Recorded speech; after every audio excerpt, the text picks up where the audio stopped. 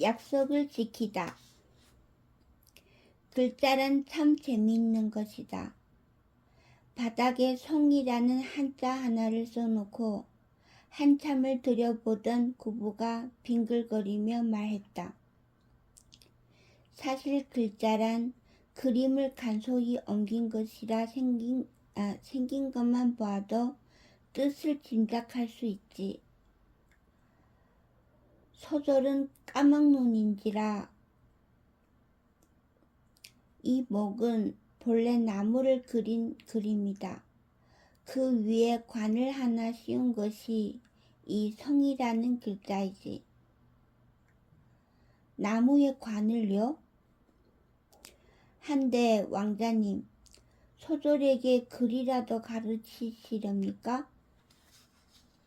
생뚱맞다는 듯 문득 묻는 우왕에게 구부는 웃으며 고개를 끄덕였다.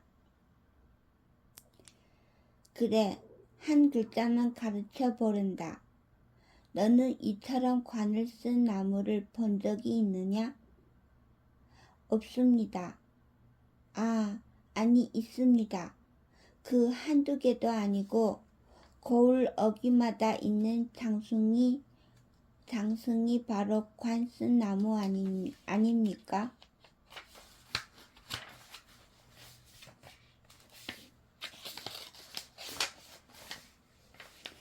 그래 맞다. 구부는 무엇이 그렇게도 좋은지 연신 웃으며 말했다. 이 글자 하나로 나는 부여구를 이겼다. 예?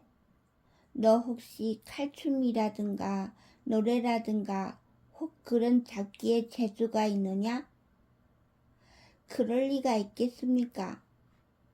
그러면 한참 이런저런 것을 물으며 고개를 주걱거리던 구부는 곧 무엇이 신나는지 우왕의 등을 두드리며 웃었다. 너는 지금부터 벙어리에 귀머거리다. 예? 그리고 영한 의원이지. 평생 침 한 번 맞아본 적 없는 제가 어찌. 밑도 끝도 없는 소리에 우왕이 당황하여 말을 잇지 못하는데 구부는 걱정하지 말라는 듯 밝게 웃었다. 무엇을 듣든 무엇을 말하고 싶든 허공에 손만 흔들어라. 내가 다 알아서 하리. 왕자님께서는 의술도 아십니까? 모른다. 우왕이 재차 묻자 구부는 그의 뒤통수를 쥐어박았다. 10개의 병 중 9개는 기분이 좋으면 낫는 법이야. 그보다 너는 이제 벙어리라니까. 아이쿠. 입을 열려다 또다시 얻어맞은 우왕은 이후로 입을 열지 않았다. 그들은 길 가다 나타난 어느 한적한 마을 어귀에서 타고 온 말을 팔고 낡은 옷을 구해 입었다. 그리고 걸어서 서쪽으로 향하기를 10여일 결국 그들은 적국 연나라의 도성인 극성에 들었다. 본래 궁핍이란 상대적인 것이라 이웃이 모두 함께 가난한 곳에는 오히려 다툼이 덜한 법이었다. 다만 그 가난이 생존의 문제에까지 다다르면 자연스레 타인에 대한 관심까지 사라지는 법.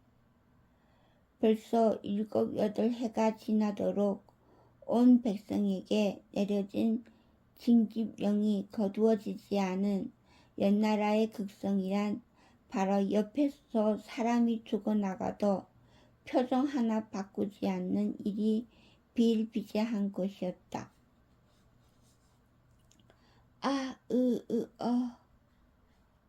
알 수 없는 괴성이 한산한 저작거리를 흔들었으나 고작 몇몇 행인이 고개를 돌려 소리난 곳을 훑어볼 뿐이었다.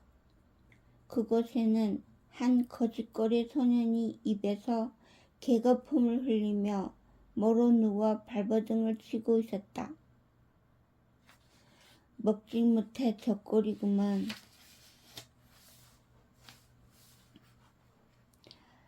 돌아갔던 행인들의 고개조차 얼마 지나지 않아 제자리로 돌아왔다.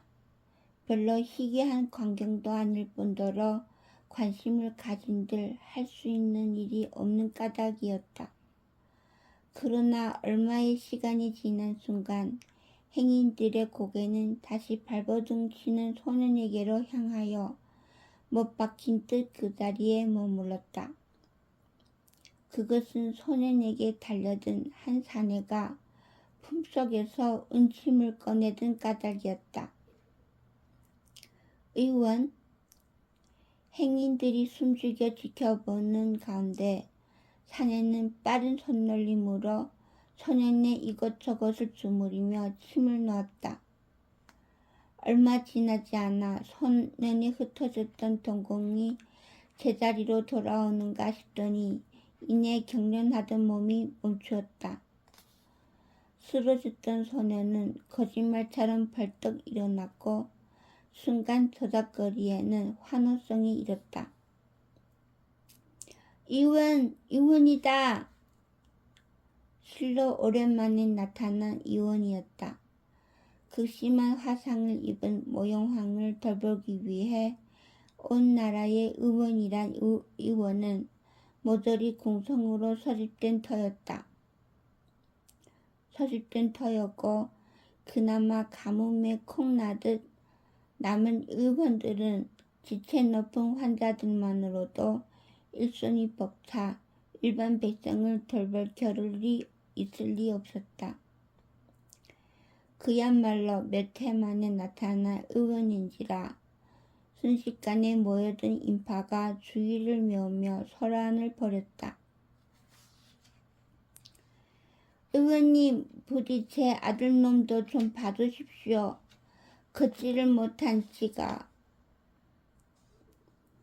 마누라가 당장이라도 세상을 뜰 지경입니다. 제발. 수도 없이 쏟아지는 부탁에도 의원은 답하지 않았다. 다만 몇 번 고개를 젓더니 품에서 종이 한 장을 꺼내서는 높이 들어 보였다. 농아. 갑자기 군중의 소란이 멈추었다. 스스로를 듣지도 말하지도 못한다고 밝힌 의원은 다시금 다른 글자가 쓰인 종이를 들었다. 111인. 하루에 한 명. 역시 명의는 다른 법이라며 사람들은 오히려 더욱 큰 희망을 품었다. 언제 소란을 벌였냐는 듯 그들은 질서정연하게 줄을 만들어 의원을 향해 길게 늘어섰다. 의원은 하나둘이 다 가도록 그 자리에서 그들의 순번을 정해 주었고 점을 넣기 되어서야 모여드는 이들을 물렸다. 그리고 거의 100여 명에 가까운 이들의 명단을 만든 의원의 뒤에는 좀 전 간질로 뒹굴던 소년이 언제 그리 나는 듯 두 눈을 빛내며 의원을 덮고 있었다. 먼저 이 탕약을 한 그릇 드시오. 의원은 그 누가 찾아와도 같은 말로 진료를 시작하였다. 침을 놓고 약재를 처방하는 일에 웃었나요. 정체를 알 수 없는 탕약을 한 사발 들이켜게 하였는데 그것은 다리가 아픈 환자, 머리가 아픈 환자, 하물며 배탈이 난 환자까지도 같았다. 진료를 마치고 돌아가는 이들에게 주는 처방은 또한 한결같아 이 탕약 며칠분을 미리 지어주는 것이었다. 아니 정말로 만병통치약이라는 것이 있나 봅니다. 있지. 구부가 빙글거리며 고개를 끄덕이자 우왕은 어안이 벙벙하여 이 볼수록 놀라운 왕자를 붙잡고 재차 물었다. 어찌 왕자님께서 그런 약을 만들 줄 아십니까? 배웠지. 배워요? 대체 어떤 이인께서 그런 것을 가르쳐 줍니까? 빛번번 골 소주방의 이름 모를 식모로부터 전해져 온 것인데 말이야. 그분은 씩 웃고는 다려놓은 탕약 한 사발을 우왕에게 내밀었다. 우왕은 미심쩍은 얼굴로 받아서 한 모금 들이키더니 순식간에 사발을 다 비우고는 갑자기 탄성을 내었다. 참으로 달고 맛있습니다. 세상에 이런 약도 있습니까?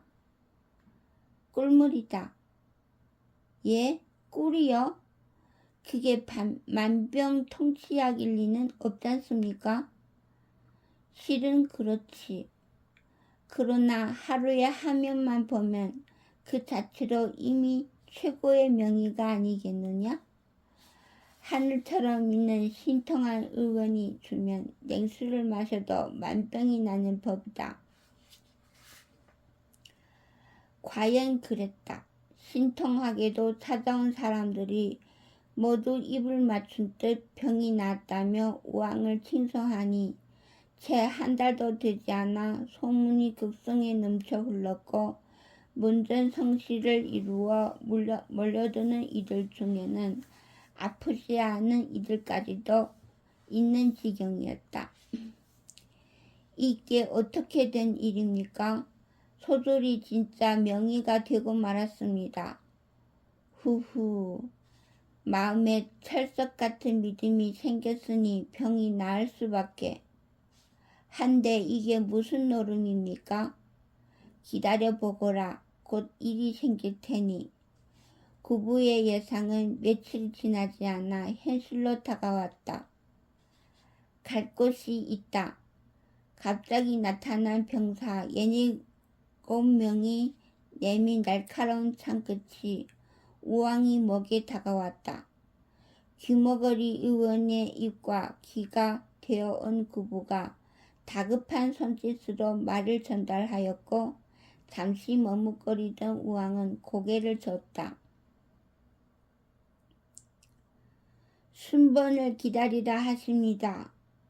창은 우왕이 목에 더 가까이 다가왔고 질급한 구부는 두 손을 들어 그들을 만류했다. 이에 병사 중 하나가 구부를 걷어차 쓰러뜨리며 한층 힘을 준 목소리를 뱉어냈다. 황제 폐하를 뵙는 일이다. 내가 끝까지 순번을 고집하면 앞선 순번이 모두 죽으리라. 우왕은 급히 달려가 구부를 일으키다 병사들의 흉흉한 기세를 보고는 할 수 없다는 듯 고개를 끄덕였다. 그리고 구부를 향해 손을 몇 번 까딱하니 구부는 곧 신음하는 중에도 우두머리를 향해 뚜박뚜박 거했다. 청이 있다 하십니다. 뭐? 조정의 여러 대신들이 입회한 곳에서 폐하의 상세를 살피시겠답니다. 구부의 당돌한 언변에 우두머리는 킬킬거리며 웃었다. 우스운 놈들이다. 너희가 무엇이라고 감히 폐하를 독대케 할까? 당연히 여러 대신이 함께 계실 것이다. 그제야 우왕과 구부는 고개를 끄덕이고 두말 없이 병사들의 뒤를 따랐다. 흉측하게 일그러진 얼굴이었다. 너같던 살점길이 아무렇게나 엉겨붙은 채 아무렇고 뒤집어진 피부는 돌아올 길 없이 속살과 근육을 밖으로 훤히 드러내었다. 그것이 평곽성의 불길에서 가까스로 살아난 연나라 황제 모영황의 얼굴이었다. 높은 옥좌에 앉아 우왕과 구부를 내려다 보는 그를 대신하여 한신하가 입을 열었다. 밤만 되면 견디지 못할 격통을 겪으신다. 상세를 기 짚으면 큰 상을 내릴 것이요 그렇지 않으면 살아서 나가지 못할 것이다. 왕은 다소 위축된 얼굴로 어깨를 움츠렸다. 그러나 늘어선 신하들은 익숙한 광경인 듯 입술을 비틀며 비웃음을 떠올렸고 뒤따르던 구부는 아무것도 모르는 듯 명랑한 목소리로 모영황이 앞에 나가 고했다. 먼저 폐하께 고할 것이 있습니다. 모영황이 미미하게 고개를 끄덕이자 구부는 곧 활짝 웃으며 말했다. 믿기 어려우시겠지만 사실은 제가 의원입니다. 이자는 소인의 스승께서 부리던 종으로 소인의 나이가 적어 여느 환자들이 믿지 못하기에 대신 내세운 것이옵니다. 신하들 몇몇이 얼굴에 놀라는 빛이 스쳤으나 모영황은 무슨 상관이냐는 듯 물었다. 그래서 소인이 폐하의 병을 제대로 구하지 못하여 죽임을 당하더라도 이자에게는 죄가 없으니 살려주옵소서. 퍼뜩 놀란 우왕이 무언가 입을 열려는데 구부가 입을 막으려는 듯 이어서 고했다.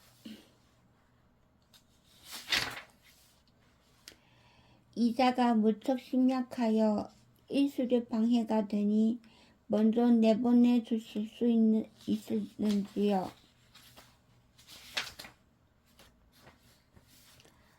주인된 도리를 아는 아이로구나. 좋을 대로 하라. 모영황이 선선히 허락하자 우왕의 얼굴은 더욱 흑빛이 되었다. 정말로 병에 차도가 없거든 구부 자신을 죽이라는 뜻인 까닭이었다. 그러나 우왕은 별다른 행동을 할 수 없었다. 그저 구부에게 무슨 말이라도 하려는 듯 입을 몇 번 번긋거리다 대전 밖으로 물러날 뿐이었다. 가까이서 살피도록 해주십시오. 모영황에게 조심스레 다가선 구부는 상처를 더듬고 맥을 짚는 등 한참 동안 이런저런 진절을 하였다. 기다리기 지루할 정도로 오랜 시간 동안 상세를 살피던 그는 곧 차분히 결론을 내렸다. 성구하오나 외상은 벌써 아문 지 오래이옵니다. 이미 상한 외양은 어찌할 수 없으나 이와 건강에는 아무런 관계가 없사옵니다. 결국 내놈 또한 연유를 밝히지 못했단 말이로다. 폐하께 병환이 있으면 틀림없는 터 이제는 내놈의 모자람을 물어야만 할 일이다. 눈을 부릅뜬 신하 하나가 크게 소리치자 구부는 손을 입가에 가져다 대어 조용하라는 뜻 그의 입을 막고는 제 할 말을 이었다. 외상보다는 다른 데에 문제가 있습니다. 기가 흐트러져 희미하고 맥에 흐름이 막혔다. 트이기를 반복하는 것이 화병이옵니다. 얻은 울화를 사귈 길이 없어 가슴에 담아두면 소화와 호흡에 곤란을 겪게 되는데 이것이 길어지면 자연히 간장을 상하게 됩니다. 말 같지도 않은 소리, 상세를 볼 줄 모르니 괜한 소리를 하는구나. 본래 모연부의 근신이란 열의 9은 칼 쓰는 무장이었다. 크게 역정을 내며 달려온 다른 신하 하나가 금세라도 후려칠 듯 구부의 멱살을 잡았다. 그 순간 메마르고 을씨년스러운 목소리가 신하의 행동을 막았다. 울하라. 모영황은 다른 생각이 들었는지 음침한 목소리를 내밀어 신하의 말을 자르고 그렇잖아도 벌겋게 드러난 눈을 더욱 붉히며 저 혼자 중얼거리다 작은 가래를 뱉고는 쉰 늑대 울음 같은 소리를 냈다. 울하라. 나는 어려서부터 모든 것을 참아만 왔지. 또한 참지 않았을 때마다 실패했다. 평생을 울화와 함께 살았으니 병이 될 만도 하지. 내 놈은 정말 상세를 볼 줄 아는구나. 과찬이옵니다. 이에 대한 처방은 되었다. 모영항은 벌건 잇몸을 드러내며 음산하게 웃었다. 병마를 잡든가 병으로 죽든가 결판을 내면 될 일 아닌가? 알 수 없는 살기와 더불어 탁한 음성을 흘러내며 눈빛을 번뜩이던 모영항은 곧 구부에게 돌아갈 것을 허락했다. 물러가라. 그러나 구부는 즉시 허리를 숙이고 몸을 일으키는 대신 제자리에 못 박힌 듯 움직이지 않았다. 오히려 모영황을 향해 한 걸음 다가가더니 입을 열어 낭랑한 목소리로 고했다. 잠시만 시간을 더 허락하소서. 마음의 병 또한 처방이 있는 법이라 의원된 도리로 반드시 처방을 드려야만 하겠습니다. 모영황의 섬뜩한 눈길을 받아내며 구부는 재차 입을 열었다. 아래기 송구하오나 구부는 잠시 말을 멈추고 뜸을 들이더니 모영황의 좌우로 길게 늘어선 신하들을 쭉 훑어보고는 벼랑간 그들을 꾸짖듯 목소리를 높였다.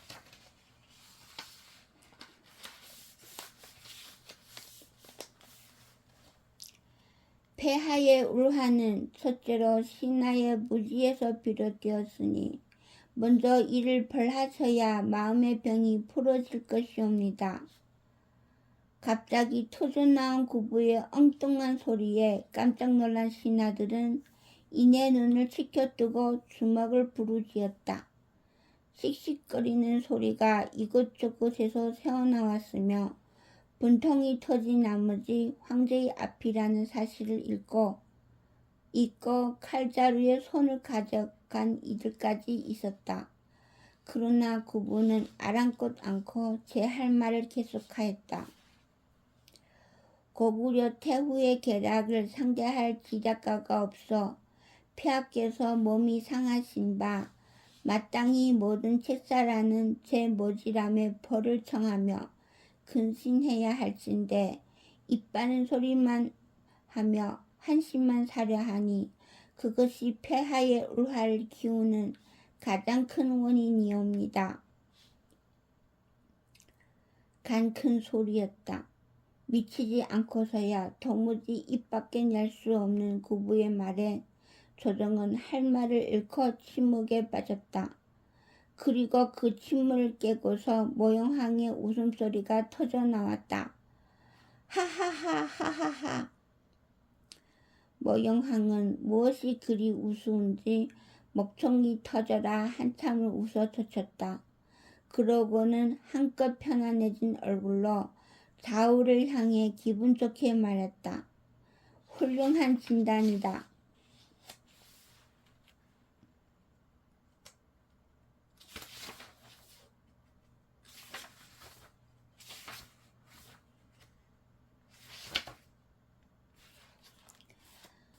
실로 오랜만에 나를 즐거이 웃겼으니 훌륭한 진단이 맞다.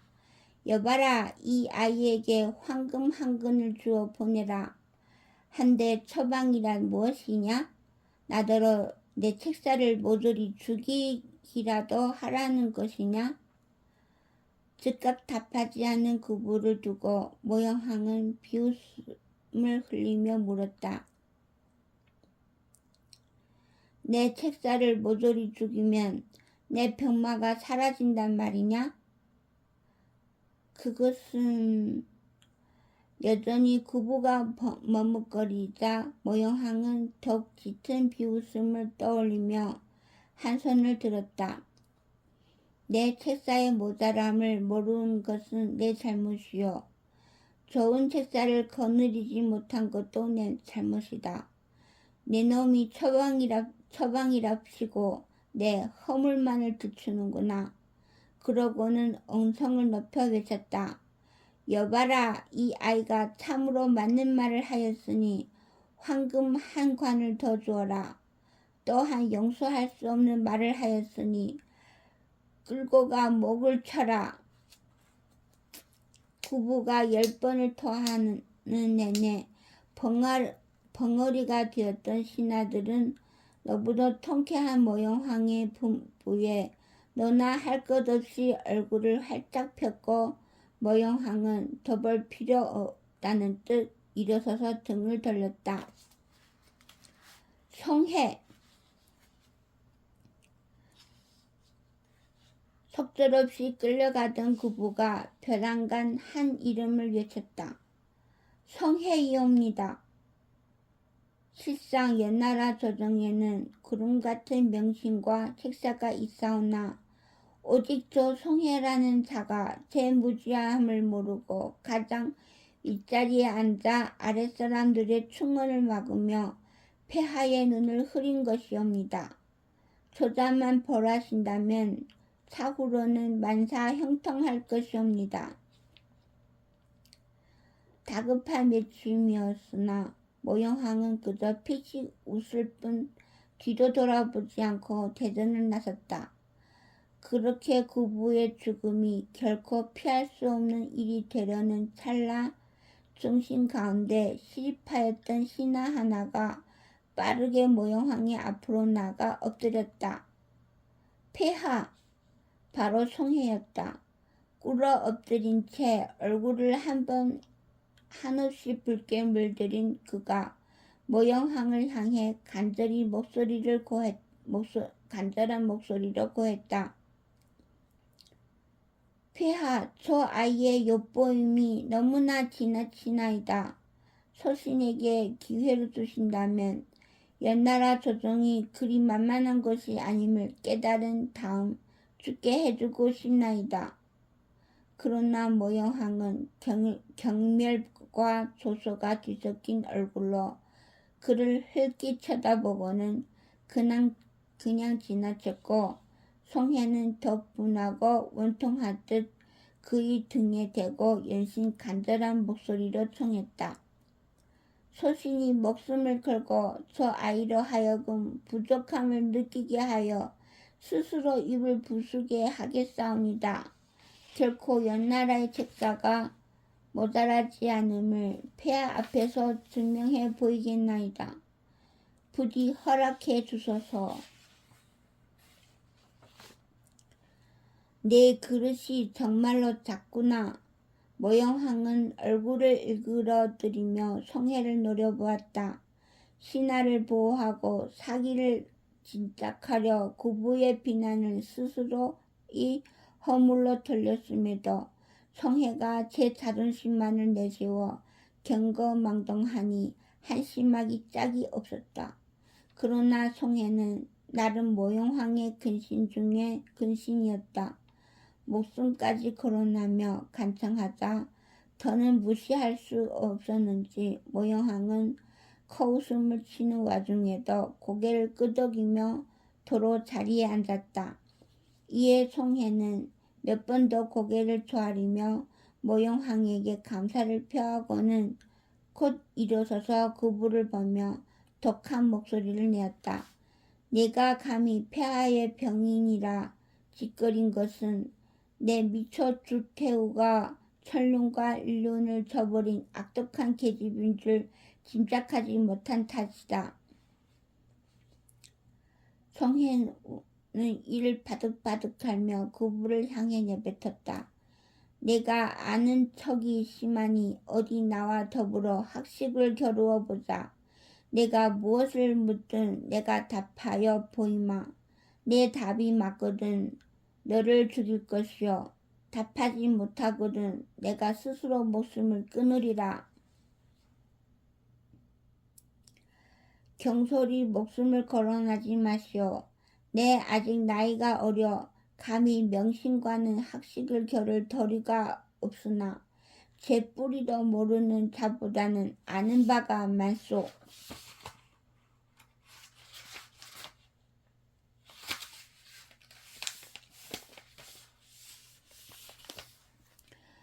꾸짖듯 던져오는 구부의 말에 송해는 더욱 얼굴이 붉어져 외쳤다.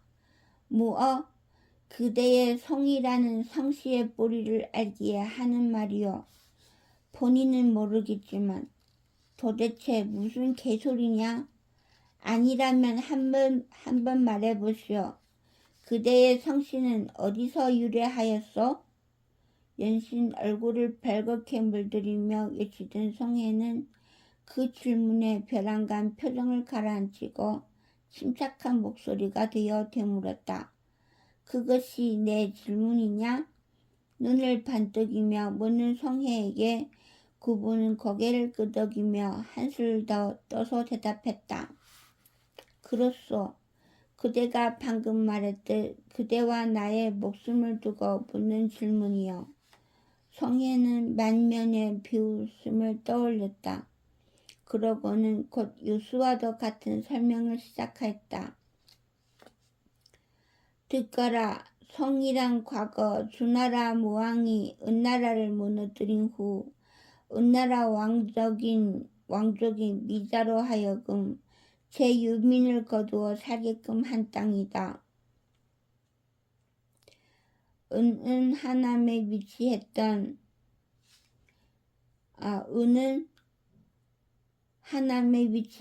옛나라로 나의 성씨란 거기서 살던 이들을 지칭한 것이다. 그리하면 그 이전에는 송이라는 글자가 없었다는 뜻이요. 글자야 있었겠지만 따로 이름 붙여진 기록은 그러하다. 곧 나의 조상은 은나라의 유민이며 굳이 따지자면 앞서 말한 미자가 바로 나의 시주가 된다. 내 어디서 글을 한두 줄을 우연히 보고 감히 떠들었겠지만 모름지기 학문이란 서책 1,000권을 읽고서야 남 앞에 내세울 것이 된다. 어린 나이가 함부로 논할 것이 아니라는 말이다. 자랑스럽게 말을 마친 그는 곧 등을 돌려 모형왕을 보았다. 그를 안다는 신하들의 얼굴이 밝아진 가운데 모형왕 또한 다소 표정이 풀어진 것이 모두가 제 명쾌한 답변에 만족하였다 여긴 송해는 득이하여 웃음 띤 얼굴로 고했다. 폐하, 이처럼 근거 없는 말을 지어내어 혹시에 무민하는 버릇이 어린 나이에도 이토록 심하니 그냥 둘 수는 없는 노릇이옵니다. 소신의 생각으로는 이 아이뿐 아니라 스승이라는 자와 부모를 모두 잡아다 벌하는 것이 연나라의 앞날과 조정의 위엄을 위하여 옳지 않은가 생각하나이다. 모형왕이 미미하게 고개를 끄덕이는 가운데 돌아가는 분위기로 그들간 내기의 승패를 짐작한 병사들이 구부를 향해 다가왔다. 그들이 곧 구부를 꿇어앉히고 포박하려는 순간 구부는 갑자기 웃음을 터뜨렸다. 어린 아이의 깔깔거리는 웃음소리라 듣는 이들이 모두 눈살을 찌푸리는데 한참을 거듭 높은 소리로 웃던 구부는 곧 정색하더니 뜬금없는 물음을 던졌다. 산짐승은 산에 살아서 산짐승이라 부르오? 아니면 산짐승이라 부르기에 산에 사는 것이요? 무슨 소리냐? 송씨가 살기에 송나라라 이름을 붙였겠소? 아니면 송나라 이름을 붙였기에 송씨들이 살았겠소?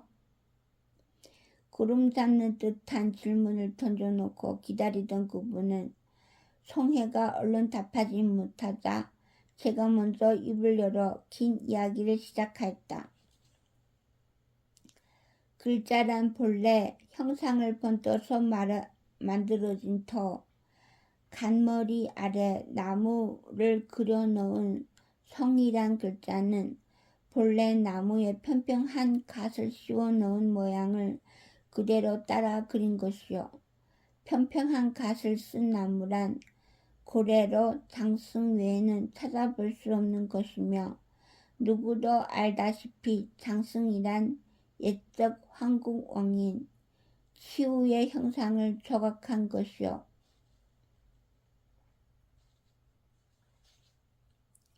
장승? 지금에 와서는 수어신의 상징으로 말 어귀에 세우지만 실제로 그것은 옛적 시우가 국경을 넓힐 때마다 세우던 기념비와도 같은 것이었어. 하남 땅을 점령한 시우는 그곳에 제 백성을 두고 많은 장승을 세우게 하였어. 이후로 세월이 흐르며 그들에게 장승의 모습을 번뜬 성이라는 성씨가 붙었으니 그 성씨의 기원은 그러한 것이요. 성혜는 평생 처음 들어보는 소리에 말문이 막혔다.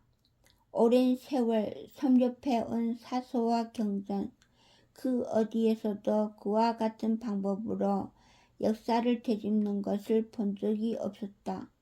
기원이나 유래란 가장 오랜된 기록에서 찾는 것이 당연한 일이었고 그는 가장 정확하게 사마천사기의 성미자세가를 기억하고 있었다. 그러나 그는 구부의 논리에 반박할 수 없었다.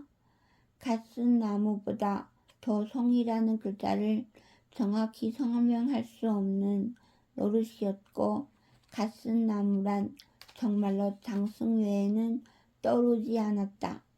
마땅히 떠오르는 바가 없으니 무엇도 대꾸하지 못한 채 머뭇거리던 그는 결국 가장 궁색한 말로 외쳐야만 했다. 대체 그러한 기록이 어디에 있느냐? 하남 땅에 세워진 수많은 장승들이 그것을 증명할 터 그대 스스로도 성씨가 하남에서 유래했다 하지 않았소? 아직도 하남에는 수많은 장승과 더불어 성씨가 살고 있으니 그것이 바로 기록이고 증거요. 기록을 말하라. 분명 사서에는 주나라 모왕이 성이라는 성을 붙인 기록이 있다. 모왕이 그 글자를 만들었어? 그것은 아니겠지만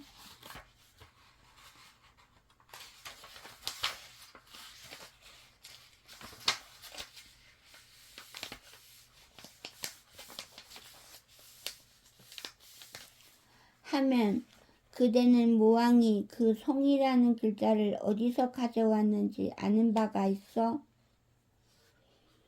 모왕이 그 이름을 붙인 것은 맞소. 그러나 없던 글자를 벼랑간 만들어 붙인 것이 아니라 이미 그 땅에 사는 자들의 성씨를 따서 붙여준 것이요.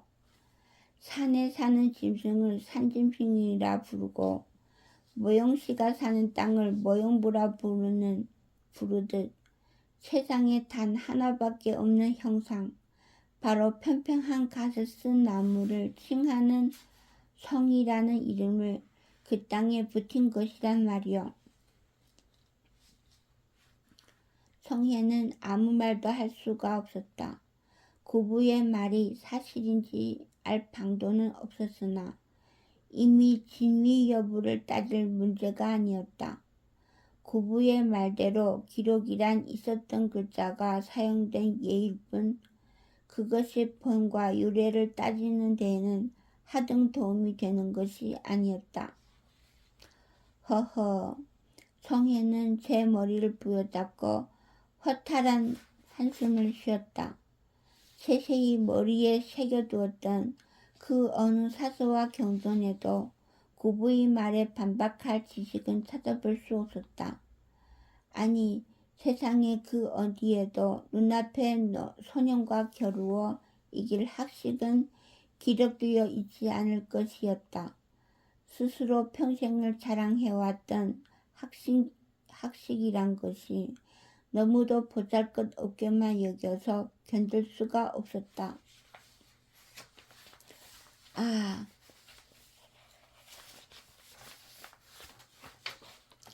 송해는 문득 더없이 깊은 신음을 내뱉었다. 그러고는 기나긴 탄식을 터뜨렸다. 나는 도대체 무슨 공부를 했는가?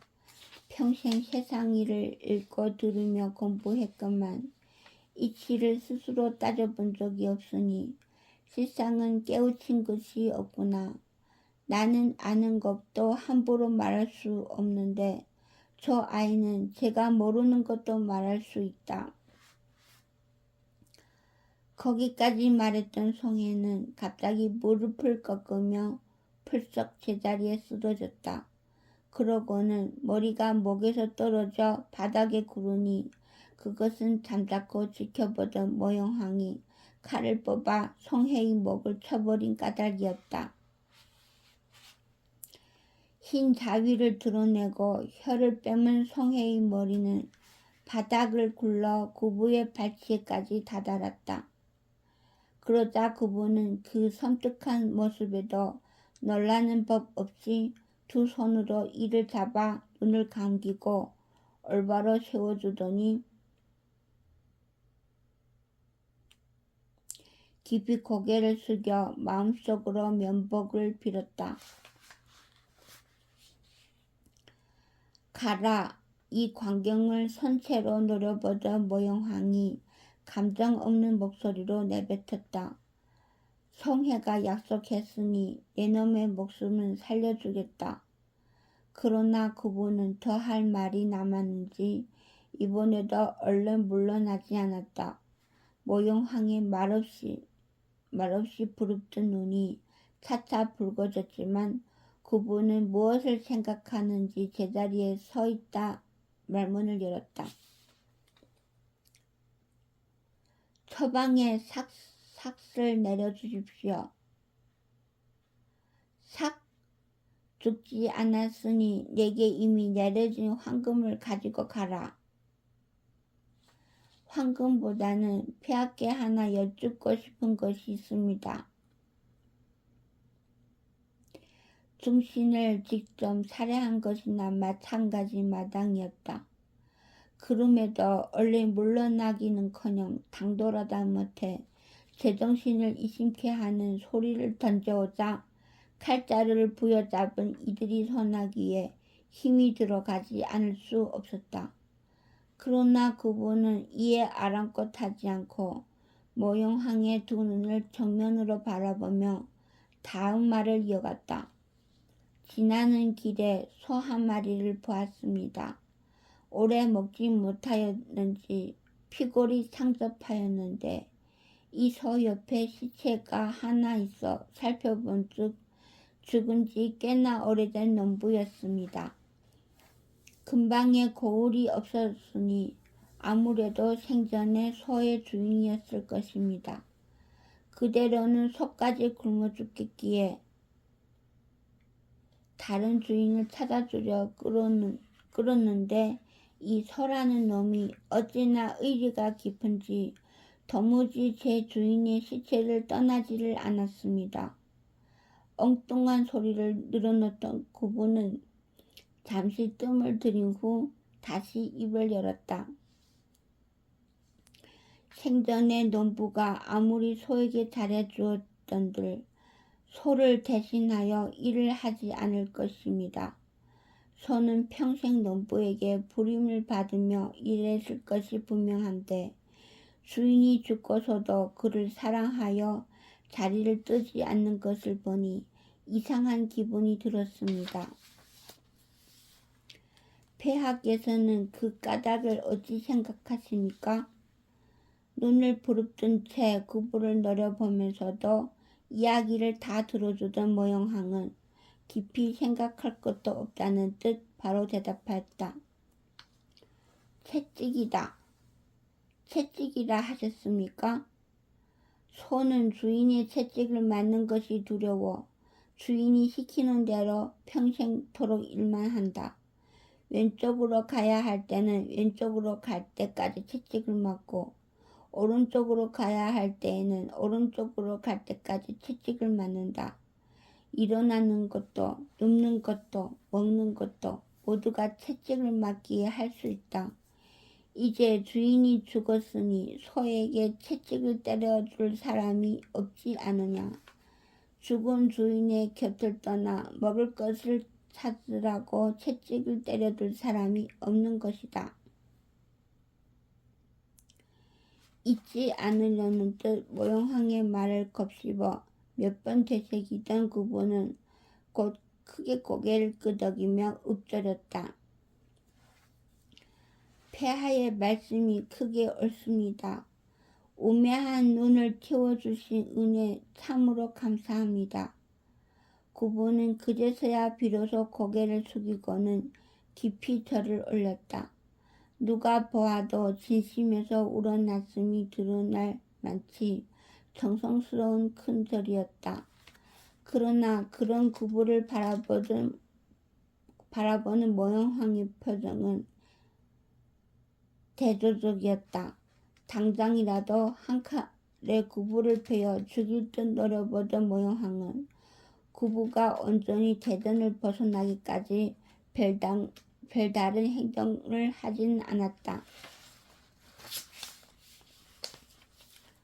다만 칼자루를 부여잡고 몸을 떠는 그 어느 신하보다도 더욱 분한 눈으로 그의 뒷모습을 노려보다 어느 순간 피를 한 움큼 토해내며 제자리에 주저앉을 뿐이었다.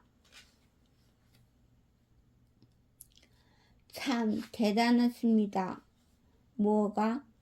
어찌 연나라 제1의 채사라는 송해보다도 학식이 깊으시다는 말입니까? 말없이 걸음을 옮기던 구보는 우왕이 칭찬에 고개를 가로주었다. 그렇지는 않다. 다만 꾸며낸 이야기, 있을 법한 이야기로 그를 죽였을 뿐이니 학식과는 다른 문제다. 그게 다 거짓이란 말입니까? 거짓이라면 거짓이기도 하고 글자가 그렇게 생겼으니 정말이라면 정말이지 않겠느냐? 신이 나서 자랑할 법도 한 일화였으나 구보는 여느 때와 달리 굳은 얼굴로 아리송한 말 한마디만을 던졌다. 아마도 무고한 사람을 죽인 죄책감이라 여긴 우왕은 흥을 북돋으려는 듯 농도 건네고 노래도 하였으나 구보는 여전히 시무룩하니 반응이 없었다. 송해가 죽은 게 영 마음에 걸리시나 봅니다. 그런 것이 아니다. 그러면 참으로 걸출한 군자다. 제 신하를 엄하게만 다루면서도 아무도 모를 기저에는 깊은 사랑이 있었다. 나는 그 그릇에 부딪혀 계략을 펼쳐보기도 전에 목숨을 잃을 뻔했다. 모형왕이요? 다들 미치광이라고만 하는데 제 근신을 죽이고 원수를 살려보냈다. 병중에 그만한 원통함을 참아내는 인물을 어찌 미치광이라 부르겠느냐. 그래서 미쳤다는 게 아닙니까? 그것 참 소조를 모르겠습니다. 겁쟁이라는 부여구나 미치광이라는 모형왕이나 다 하나같이 너무도 큰 인물들이다. 내가 아직 그들에 크게 미치지 못하니 두렵기만 하는구나. 두렵기만 하구나. 구보는 그리 말하고 더욱 낯빛을 어둡게 하였다. 우왕과 함께 말에 올라 다시 길을 떠날 때까지 말 한마디 없이 침묵하던 구부는 우왕이 앞으로 행로를 물을 때에서야 온전히 신병을 정돈하였는지 비로소 평소의 얼굴이 되어 답했다. 이제 서쪽으로는 더 가지 않아도 될 것 같다. 남쪽으로 가자. 남쪽으로요? 그래, 이번에는 석호를 만나보고 싶다. 구부가 아무렇지도 않게 부른 석호라는 이름은 연나라와 더불어 중원의 패권을 노리는 또 하나의 강자인 조나라의 왕을 가리키는 것이었다. 지금껏 엄청난 일들을 겪어온지라 우왕 또한 이제는 놀라지도 않고 힘차게 말을 몰아 극성을 빠져나가며 반쯤 웃음 섞인 목소리로 물었다. 이제 걱정도 되지 않습니다. 왕자님, 언젠가는 고구려로 돌아갈 수는 있겠지요? 답을 찾으면 그 해 말씀이십니까? 그 해 말씀이십니까? 그분은 답하지 않았다. 우왕 또한 이때쯤에는 해가 단지 핑계 지나지 않음을 깨닫게 되었고 구부에게 나름의 이유가 있으리라 짐작하고는 저 홀로 고개를 끄덕였다. 구부는 그가 보아온 그 어느 누구보다 이상한 인물이었으며 장래에 어떻게 성장할지를 너무도 궁금케 하는 인물이었다. 어떤 쪽으로든 크게 이름을 남길 군주가 되리라 생각하며 왕은 제 등 뒤에 탄 구부에게 물었다. 고래로 고구려 태왕은 모두가 훌륭한 기수셨는데 왕자님은 말 타는 법을 배우지 않으십니까? 남이 할 수 있는 것을 굳이 내가 할 필요가 있느냐? 구부는 시큰둥하게 대답하고는 더욱 바짝 우왕이 등에 달라붙었다.